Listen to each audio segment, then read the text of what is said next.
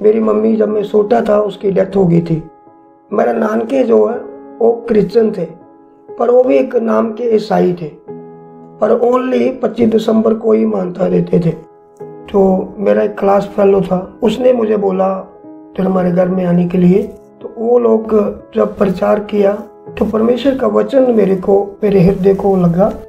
कई गांव में जाके परमेश्वर की खुशखबरी सुनाया और परमेश्वर मुझे अपने विश्वास में लगातार बढ़ाता गया यहाँ तक कि अब तक मुझे 34 से प्लस हो गया है।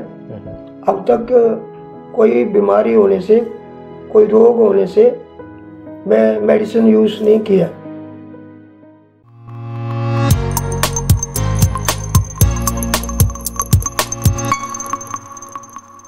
प्रेज़ द लॉर्ड, जय मसीह की। स्वागत है आपका एक और बार विजनरी रेडियो टीवी के इस खास प्रोग्राम जिसका नाम है let's talk today. Let's talk today पे हमेशा नई और खास बात और कुछ ऐसी बात जो कि प्रभु ने लोगों के जीवन में की है। आज एक ऐसी गवाही हमारे बीच में है अमृतसर पंजाब से, और हमारे बीच में है पास्टर पूर्ण सफरी। आइए सुनते हैं उनकी कहानी, उनकी जुबानी। पास्टर पूर्ण सफरी, praise the Lord, thank you very much हमारे बीच में आने के लिए। खुदा बरकत करे आपको। गवाही लोगों के जीवन में है, ये गवाही लोगों के जीवन को बदलने वाली है। असल में ये आपकी गवाही है कि आपका जीवन कैसे बदला, और आपकी गवाही सुनकर बहुतों की जिंदगी बदली है। न जाने कितनों को आपने अपनी गवाही शेयर की है और लोगों ने विश्वास के साथ अपने जीवन में अनुग्रह पाया। सांसारिक लोग झूठी गवाही देते हैं कोर्ट में और अलग अलग जगह, लेकिन हम गवाही देने से पहले अपने खुदा की ओर देखते हैं क्योंकि वो सुन रहा है। आपकी गवाही क्या है? कैसा वो दिन था, क्या हुआ था कि आपने अपने उद्धारकर्ता यीशु मसीह को पहचाना? ऐसे है कि हमारा गांव अमृतसर डिस्ट्रिक्ट में अजायब वाली गांव है। तो मैं जंगी था, 10th क्लास में पढ़ता था। करीब 18 साल हमारी आयु थी। और हमारे पड़ोस में कुछ लोग प्रभु यीशु मसीह के प्रचार करने वाले आए थे। तो मेरा एक क्लास फेलो था पप्पू मसीह, उसने मुझे बोला फिर हमारे घर में आने के लिए। तो वो लोग जब प्रचार किया तो परमेश्वर का वचन मेरे हृदय को लगा। जैसे हम अभी रसूलों के कर्तव्य 2 बाब में पढ़ते हैं कि पतरस जब प्रचार करने लगा तो परमेश्वर का वचन उनके हृदय को छुआ। तो उस दिन 3000 लोगों ने एक ही दिन में तौबा किया, बपतिस्मा लिया। ऐसे परमेश्वर का वचन मेरे दिल को छुआ। मैं जंग था, नौजवान था, और जंग लड़कों में उनकी संगत में रह के जो संसार काम है वो मेरे जीवन में पाए जाते थे। मैं प्रभु का धन्यवाद करता है कि जंग एज में ही मुझे वचन के द्वारा तब्दील किया है।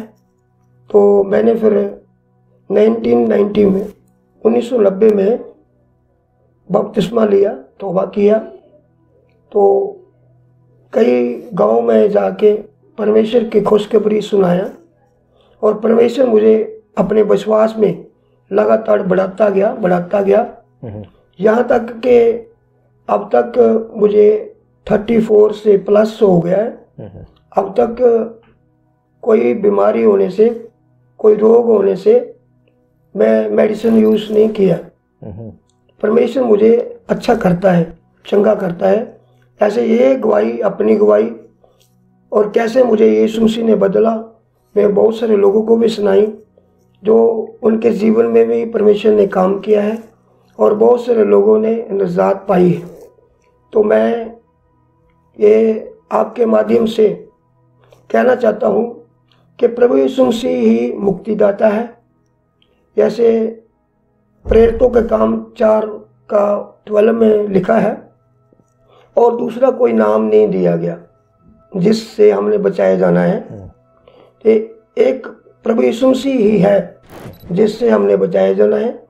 मैं सब लोगों को, जितने नौजवान पाप की दलदल में है, नशे की दलदल में है, उनको निवेदन करना चाहता हूँ।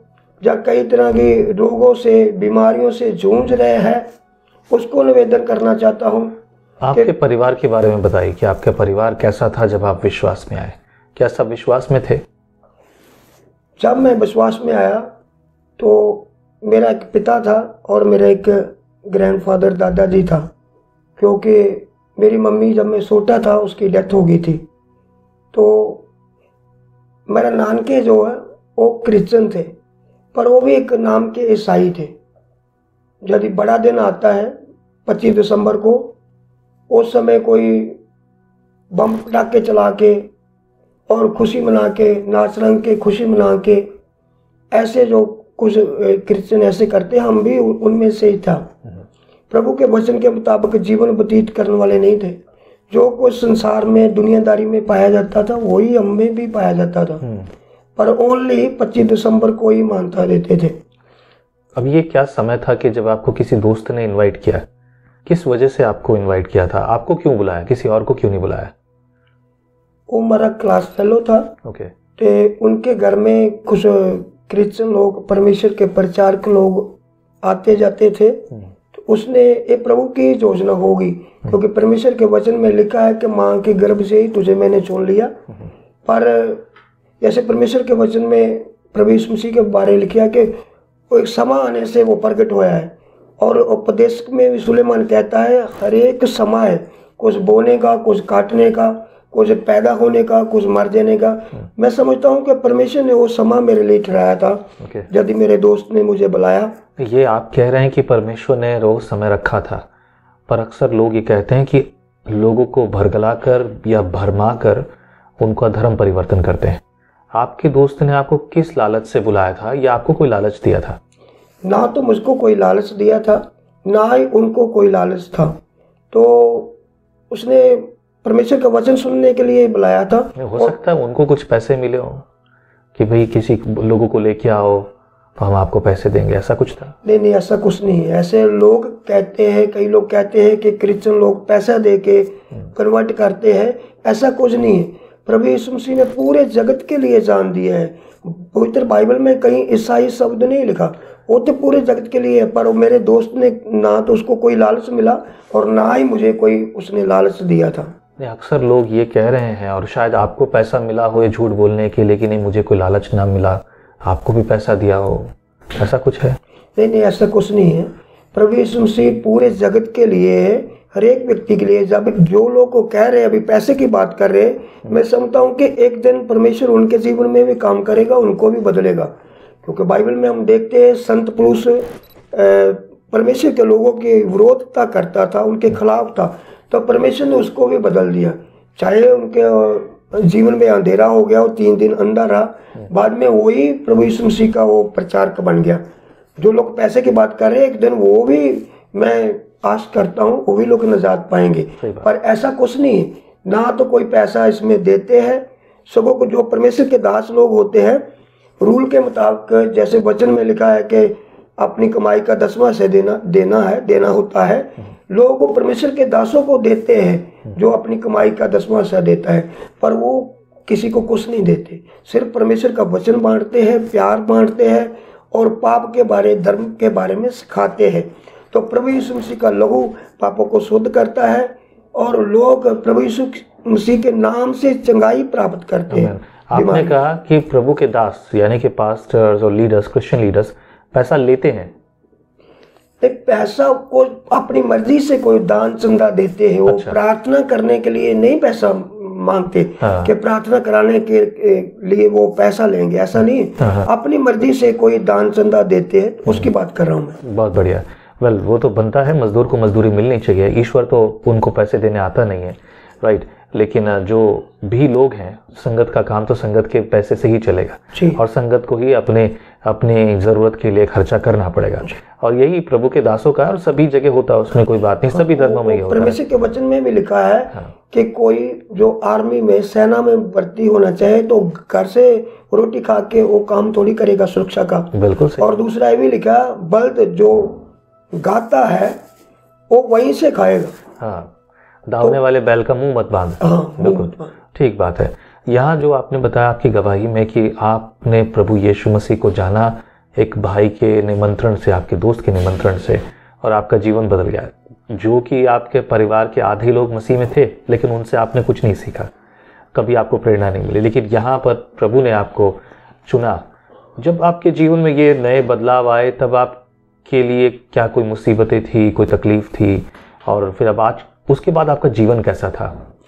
जब प्रभु यीशु मसीह को कबूल किया तो सोसाइटी के जो नौजवान थे तो कुछ ऐसे मसीह को कबूल करने के कारण वो नफरत करने लगे और कई तरह की मुश्किलें आई थी। तो प्रभु ने उन्हें अपना जो अनुग्रह हमें दिया, उनके कारण सारी मुश्किलों का हल भी अपने आप ही निकालता गया। और फिर वही मित्र जो हमारे से नफरत करते थे वो भी परमेश्वर का वचन सुन के वो लोग भी, उन्होंने भी निजात पाया। मतलब आपके द्वारा और आपके अच्छे दोस्त भी अच्छे हो गए, उनकी भी जिंदगी बदल गई। क्या बात है, बहुत ही खूबसूरत बात। आज आपका जीवन कैसा है? आज वो उद्धार जो उस दिन आपको मिला था, इतने सालों के बाद आज आपका जीवन कैसा है? आज आपके जीवन में वो उद्धार किस तरह से काम करता है? मैं बहुत खुश हूँ, क्योंकि हम ना तो कोई नशे वाली सोसाइटी में हैं, ऐसे लोगों की संगत भी नहीं करते, जैसा परमेश्वर का वचन में लिखा है। परमेश्वर के वचन में लिखा है कि हनेरे का चानन के साथ क्या मेल है।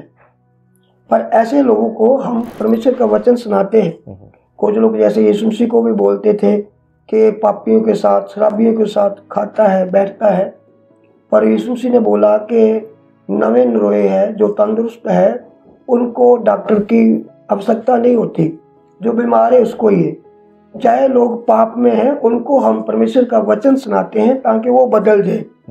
पर उनकी संगत में पढ़ के हम पीछे चले जाए, ऐसा हमारे जीवन में अनुभव नहीं है। वो बचाया जाना चाहिए। बहुत बढ़िया। तो परमेश्वर बचाता है उनको जिनके साथ हम संगत करते हैं, उनको प्यार करते हैं, चाहे वो पापी क्यों ना हो, तो उनको प्यार करते हैं, उनके लिए प्रार्थना करते हैं। परमेश्वर दिन प्रतिदिन उनके जीवन में काम करता है। परमेश्वर उनको संसार के मित्रचारे से बदल करके अपने पीछे को लेने के लिए परमेश्वर उनकी सहायता करता है। आमीन, आमीन। खुदा बहुत बरकत करे। एक अच्छी गवाही है आपके जीवन की, और प्रभु आपको इस्तेमाल करे और भी लोगों के लिए, जिन लोगों की अगुवाई करने के लिए परमेश्वर ने आपको दिया है। आमीन।